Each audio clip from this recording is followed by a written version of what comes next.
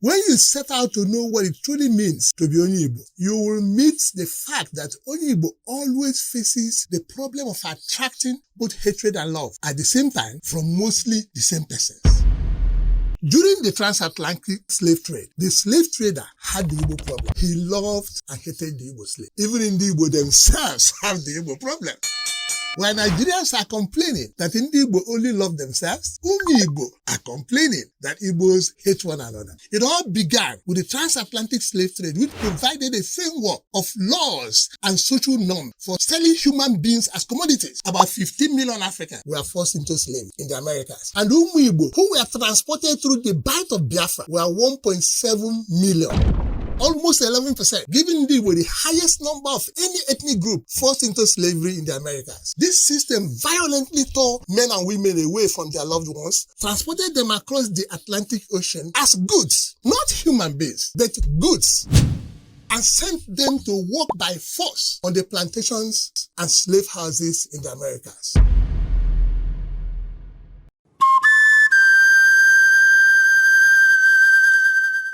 Welcome to Ndi Igbo Viva.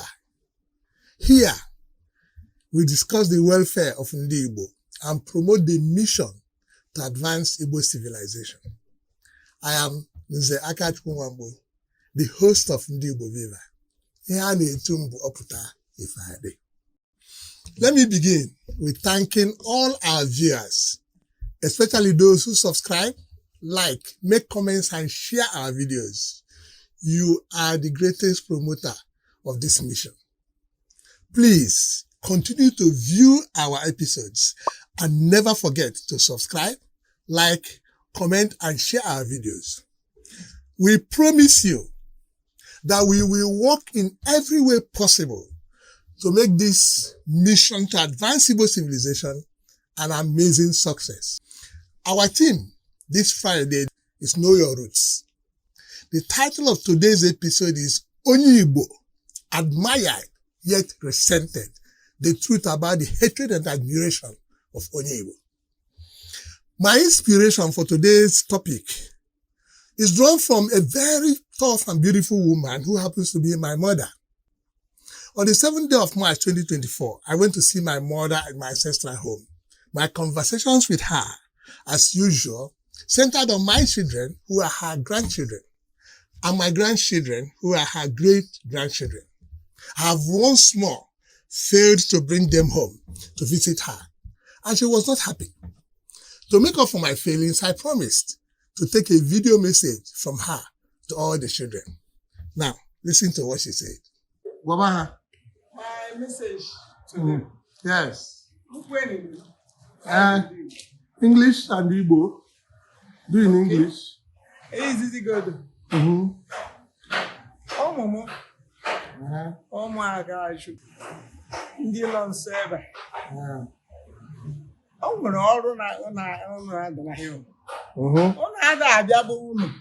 Okay. Oh, no, no. The hand them. Okay. Oh, yeah, you been near us and Yabo, my friend. Get over my parent, mother. Okay. Get ever been another mother. You see? It's a failure.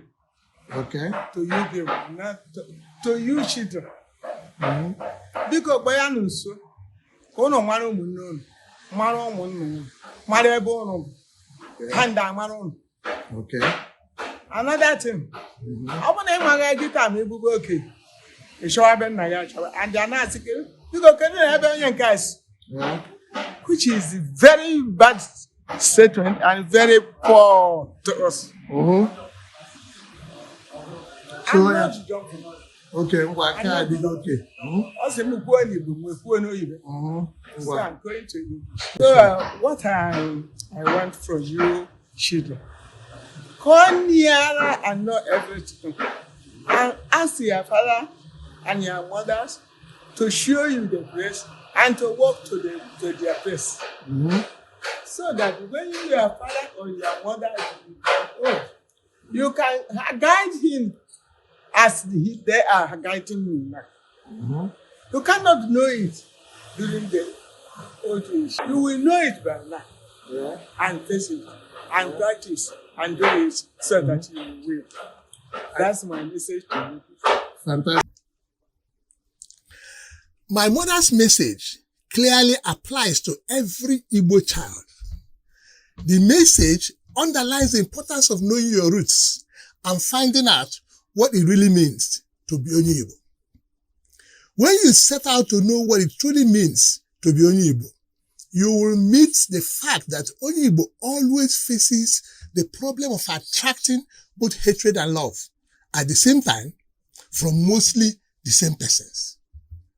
This is what most persons have come to call the Igbo problem, a love-hate phenomenon which literally every Onyibo experiences at one point or the other in life. During the transatlantic slave trade, the slave trader had the Igbo problem. He loved and hated the Igbo slave. All through the spread of Christianity in Igbo land, the early Christian missionary had Igbo problem. He loved and hated the Igbo convert. During the colonization of Nigeria, the colonial officer had the Igbo problem. He loved and hated the Igbo colonial citizen. From the independence of Nigeria till date, Nigerians have the Igbo problem. They love and hate the Igbo citizen. Even in the Igbo themselves have the Igbo problem. While Nigerians are complaining that in the Igbo only love themselves, Igbo are complaining that Igbos hate one another. So, what is this Igbo problem? Why does the Igbo problem happen over and over again?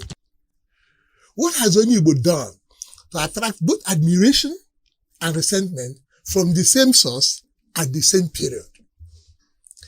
The answers to these questions will give us the key to understanding the magic of being Igbo.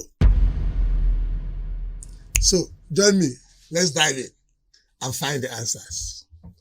We begin by examining the first time Igbo lived with other races.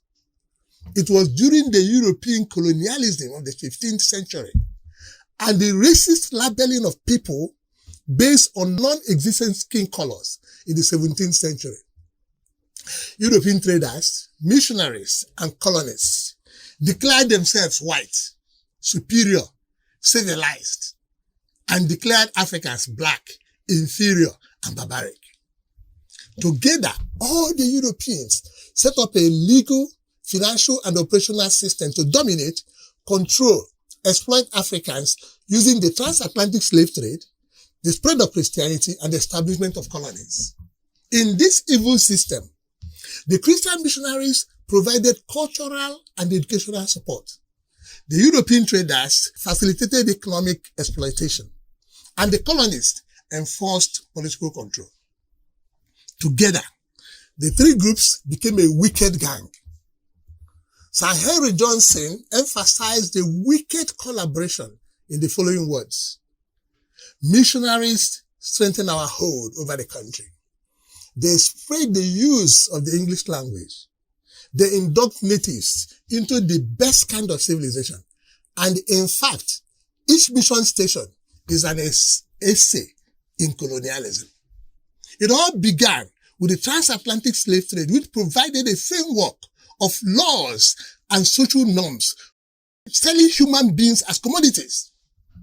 This system violently tore men and women away from their loved ones, transported them across the Atlantic Ocean as goods, not human beings, but goods, and sent them to work by force on the plantations and slave houses in the Americas. Transatlantic slave trade took Igbo out of their homes and forced them for the very first time to live and mix with other ethnic, tribal, and racial groups. Igbo was the most admired, most valued, and most sought after slave of the transatlantic trade. The slave trader admired and sought after the Igbo for their physical strength, environmental adaptability, strong entrepreneurship, mental capacity to learn new skills, and moral resilience to endure tough times. About 15 million Africans were forced into slavery in the Americas. And Igbo, who were transported through the Bight of Biafra, were 1.7 million, almost 11%, giving the Igbo the highest number of any ethnic group forced into slavery in the Americas. Now, in spite of being the most admired and sought after slave, Igbo rejected slavery and resisted it at every opportunity. One of the classic stories of early resistance to slavery was in 1803, when a group of Igbo captives, estimated to be around 75, rose up against their captors on a ship off the coast of St. Simon Island, Georgia. After gaining control of the ship, they marched ashore and walked into the marshy waters of Dumper Creek, committing mass suicide. Igbo resisted slavery through constant rebellion and for being difficult to handle and prone to suicide. Slave traders resented the Igbo for resisting slavery. And so, for the very first time in their history, Igbo faced the paradox of being admired and yet resented. The Igbo problem was born at this period. The transatlantic slave trade had a three key aspects that gives us insight into the Igbo problem. One, the Igbo, for material gain, worked with the European slave trader to kidnap and sell Igbo into slavery. The slave traders both admired, sought after, and also resented the Igbo slave. Some Igbo slaves resisted slavery till death, while others adapted and made use of the opportunity they found in slavery. The question then is, if Ndi Igbo hated transatlantic slave trade to the point of death, why did they participate in selling their own kids and kin into the same slave trade? The most remarkable event of the transatlantic slave trade occurred in 1789, when an Igbo slave, Olaoda Equiano, published his autobiography, The Interesting Narrative of the Life of Olaoda Equiano. It was the first book that provided first-hand insight into the terrors and the inhumane transactions of slave trade, with a brutal and destructive impact on individuals and societies. The book became a bestseller, which shaped public opinion against slavery in Britain. Olaoda Equiano, through personal transformation, converted to Christianity, educated himself, bought his freedom, and became a leading voice in the British abolitionist movement. He lectured extensively, wrote letters to influential figures, advocated and supported campaigns to abolish the slave trade. At the end, the work of this Nwaafọ Igbo, who hated slavery but endured it, significantly contributed to the passage of the Abolition of the Slave Trade Act in 1807. At the end, the Igbo defeated slavery. Now, let us turn our attention to the work of the early Christian missionaries in Igbo land. 25 years after the abolition of the transatlantic slave trade, illegal trade on slaves between local and European traffickers continued to exist. To bring an effective end to slavery, Thomas Howell Buxton, in his book, The African Slave Trade and Its Remedy, proposed the Niger expedition designed to achieve the following. 1. Work with African chiefs to prohibit slave trade and promote trade agreements that will offer African slave suppliers alternative legitimate trade and commerce with Europe. Introduce Christianity as a moral, civilizing, and social transformation force for African societies. Develop Africa's natural and human resources as new markets and new opportunities for European nations.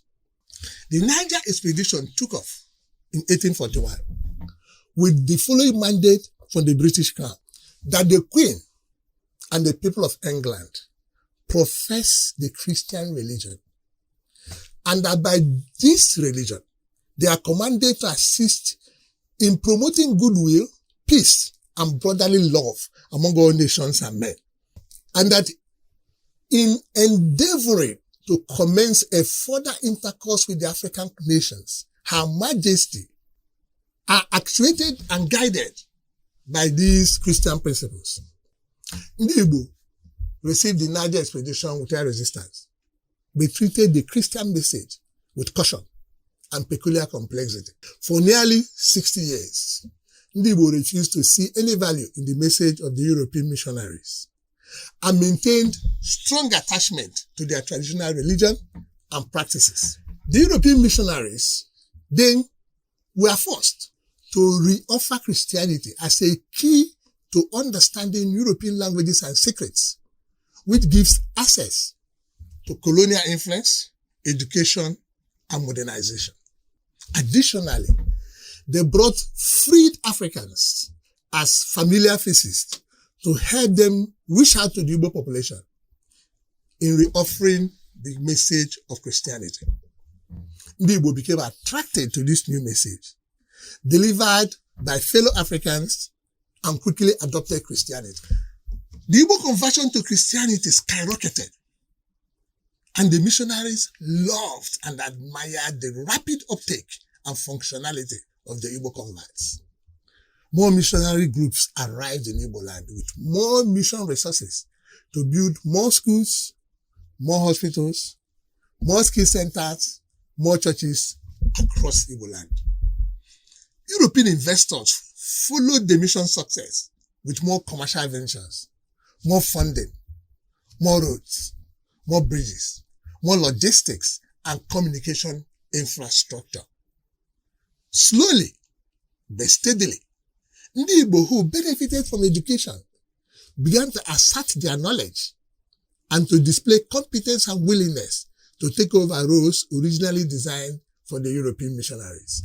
Ndị Igbo also began to emulate European lifestyles, take correspondence courses beyond the control of the missionaries, promote independent thinking, and demand for rights and privileges. Now, instead of abandoning their traditional practices, which the missionaries called barbaric, ndị Igbo began to adapt Christianity to Igbo traditions and culture. A good number of Igbo converts who have risen in the ranks of mission leadership began also to take up missionary responsibility and to establish local missions. The rapid growth of Igbo converts and the Igbo display of authenticity started affecting power dynamics in the mission, frustrate the missionary authorities, and build European missionary resentment for the Igbo converts. The Igbo problem has again arrived in the mission. The admiration and resentment of the Igbos by the European missionary is best seen in the contradictory opinions about Ndi Igbo expressed by Reverend D.D. Basden. D.D. Basden, in one breath, wrote that Ndi Igbo have clearly defined standards of etiquette, meaning that the Igbo traditional society was run by a set of clear standards of appropriate behavior. Then in another breath, the same D.D. Basden wrote that the Igbo person is of an impatient temperament, lacks determination and perseverance, and is more or less untrustworthy. Can you believe it? It is clear that D.D. Basden was definitely very frustrated and confused about the Igbo personality. So, in dealing with the missionary, you can see that Ndi Igbo displayed a similar trait they manifested in dealing with slave trade. Some Igbo people resisted the Christian missionaries.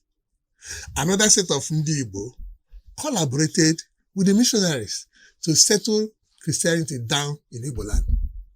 Now, among those who collaborated and got converted, most became known for their strong Christian faith, became missionaries themselves, and began spreading Christianity across Igbo land.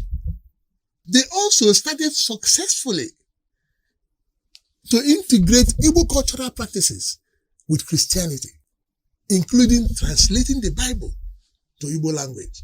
They excelled in leadership roles within the churches. Those churches that evangelized Igbo land, contributing seriously to church work and growth, administration, both locally and internationally. The Igbo attitude to the missionary experience is best summarized by Akonna in his dialogue with Mr. Brown, a missionary, in Chinua Achebe's Things Fall Apart. Akunda said to the missionary, you, the missionary, you say that there is one supreme God who made heaven and earth. But we, the Igbo, we also call him Chukwu. He made all the world and other gods. So, the Igbo basically saw little difference between Christianity and the Igbo traditional worship. They welcomed the opportunity which being a Christian offered and grabbed them with both hands. The great successes of Cardinal Francis Arinze as a global missionary, like the work of Olaudah Equiano as a global abolitionist, are testaments to the magic of being Igbo. The Igbo personality has proven to often gather strength when Igbo resentment is delivered in the midst of Igbo admiration. Now, let us examine the problems the colonies had with establishing colonial administration in Igbo land. The colonies were designed to provide the political and economic framework for creating new markets for European goods and exploiting the African population for taxes and cheap raw materials. Frederick Lugard, in his work, The Dual Mandate in British Tropical Africa, lied that Britain had a duty to establish colonies in order to enhance the welfare of the African people and to exploit African resources for the betterment of humanity. To achieve this grand theft, Lugard advocated for indirect rule, a system where British officials governed through existing local rulers and institutions. Professor Fort noted at the onset, the Africanists in British Foreign Office and Colonial Office advised Lord Lugard and his team that out of the legion of African ethnic groups they studied, Ndi Igbo were the least encumbered with any cultural baggage. They warned them that the Igbos come light and go light with the baggage of culture. Now, other colonial officers like Hoofkro described Ndi Igbo as being of an honest and engaging disposition with a deep sense of communalism. While for people like Mr. J. Adams, Ndi Igbo have a strong sense of dignity in their preference for death over enslavement. Reports from many missionaries working in Igbo land assured the colonial officers that Igbo were quick to embrace Western education and are equipped with positive threats for modernization and development. They pointed to the entrepreneurial skills, industrious and resourceful lifestyle of Ndi Igbo, which showed a rare ability to thrive in challenging environments. At the economic front, Ndi Igbo, who gained economic opportunities, began to conserve wealth, grow investments, build their own institutions, and take up social investments in their communities. Igbo-owned businesses, logistic companies, lending institutions, and schools began to emerge, to grow, and to compete for opportunities and partnerships. The days of Okolie Transport Company West African Limited and Okonko and Sons Limited had arrived. Most colonial officers admired these great attributes and provided Ndi Igbo with employment and enterprise opportunity in the colonial system of Nigeria. Ndi Igbo, who took up the opportunities, were delivering excellent services to the missionary, the European trader, and the colonial government. The colonialists, however, piled pressure on Ndi Igbo to abandon their traditional cultures and adopt European values and institutions. Now, in response to this pressure to adopt European values, Ndi Igbo continued to demonstrate their readiness to embrace modernity and also to grow economic opportunities, but maintained a strong cultural identity. Now, the Igbo refusal to abandon their traditional lifestyle and values began to frustrate the European. and to draw a barrage of resentment from the colonial officers. The Igbo problem, again, has finally arrived, pulled ashore by the following reasons. 1. The Igbo had no form of centralized authority structure, making it very difficult for the British to impose indirect rule or win acceptance for the warrant chiefs they appointed. Edward M. Falk, colonial officer, described Igbo as lacking institutions and culturally backward when compared to the Yoruba and the Hausa. While frustrated colonial officials viewed the Igbo as lawless or disorganized, the British colonial office concluded that the Igbo were difficult to convince, difficult to lead, arrogant, snobbish, and always acting above their social status.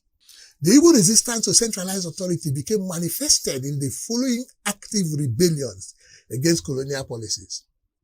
1. The Ekumeku movement of 1883 to 1914. It was a 31-year series of guerrilla uprisings against a British colonial rule in Anyoma. The Anglo-Arrow War of 1901 to 1902, a 3-year battle of resistance against colonial rule.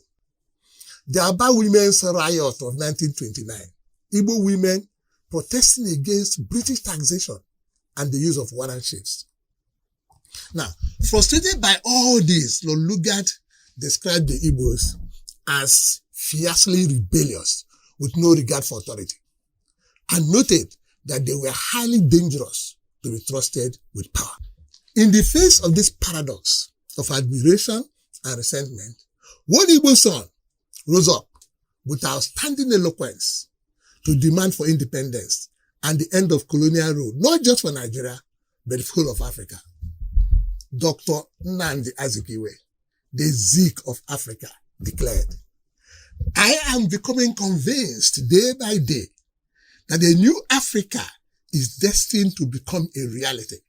No force under the heavens can stem it."